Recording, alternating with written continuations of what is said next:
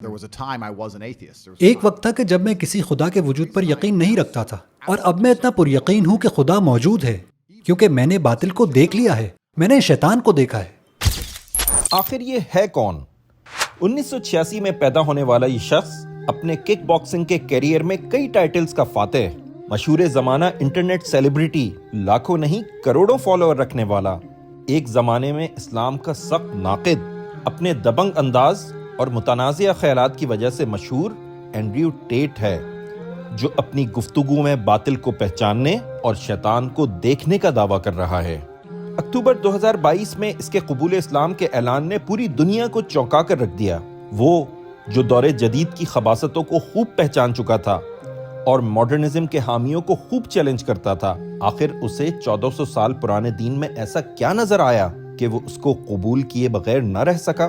اپنے معاشرے میں بڑھتے ہوئے جرائم، بکھرتے ہوئے خاندانی نظام، مٹتی ہوئی اخلاقی قدروں اور انسانی فطرت سے ٹکراتے رویوں نے اسے اپنے کچھ الگ ہی عقائد بنانے پر آمادہ کیا، جن کا اظہار اینڈریو نے کھل کر سوشل میڈیا پر کیا۔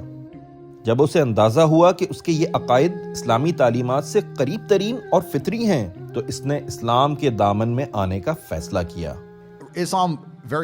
اسلام میرے ذاتی عقائد کی بہترین عکاسی کرتا ہے۔ خدا میرے نزدیک طاقت کی علامت ہے، جس کی خشیت اختیار کی جائے، جس کا مذاق اڑانے سے ڈرا جائے، جس کو راضی کرنے کے لیے ہمیں جستجو کرنی پڑے، جس نے کچھ حدود مقرر کی ہوں۔ خدا کا وہی تصور میرے نزدیک درست ہے جو دین اسلام کا تصور خدا ہے۔ دنیا میں وہ لوگ موجود ہیں جو شیطان کے ایجنڈے پر کام کر رہے ہیں اور دنیا میں بنیادی اخلاقی اقدار کو تباہ کر رہے ہیں۔ ہر شخص کچھ فطری اقدار لے کر پیدا ہوتا ہے، جس کو مسخ کرنے کے لیے یہ لوگ کوششیں کر رہے ہیں۔ جب آپ اتنی شیطانی چیز دیکھ لیں تو آپ کو یقین ہو جاتا ہے کہ اس کے مقابلے میں اچھائی کی بھی ایک زبردست قوت یقیناً موجود ہوگی۔ مجھے یہ تمام باتیں پہلے سمجھ میں آئیں، پھر میں نے قرآن کو پڑھا اور اس نے میری بیشتر باتوں کی تصدیق کی۔ خدا کو میں نے اسی طرح پایا ہے۔ اینڈریو ٹیٹ جہاں اسلام کے جزا و سزا اور الہامی اخلاقیات کے تصور اور اس دین میں مردوں اور عورتوں کے مختلف دائرہ کار کے تعین سے متاثر ہوا، وہیں مسلمانوں کی دینی غیرت و حمیت نے بھی اسے یہ دین اپنانے پر آمادہ کیا۔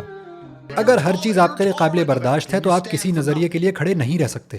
میں لندن کی سڑک پر ایک ایسی ٹی شرٹ پہن کر چل سکتا ہوں جس میں لکھا ہو کہ مسیح ایک ہے اور مجھے کچھ نہیں ہوگا، لیکن اگر ایسا ہی میں مسلمانوں کے نبی کے متعلق کسی مسلم ملک میں کروں تو میں سڑک پر ہی قتل کر دیا جاؤں گا۔ یہ اسلام کی ایسی تعلیمات ہیں جن پر مغرب سے مروب مسلمان معذرت خواہانہ یعنی اپولوجیٹک رویہ اختیار کرتے ہیں، جبکہ اینڈریو ٹیٹ کے نزدیک یہی اسلام کا حسن ہے۔ تعویلوں سے پاک حقیقی اسلام نے اینڈریو کو اس قدر متاثر کیا کہ وہ بالآخر یہ کہنے پر مجبور ہو گیا۔ مجھے لگتا ہے کہ اسلام ہی اس زمین کا آخری مذہب ہے، اس کے علاوہ اور کوئی مذہب باقی نہیں ہے۔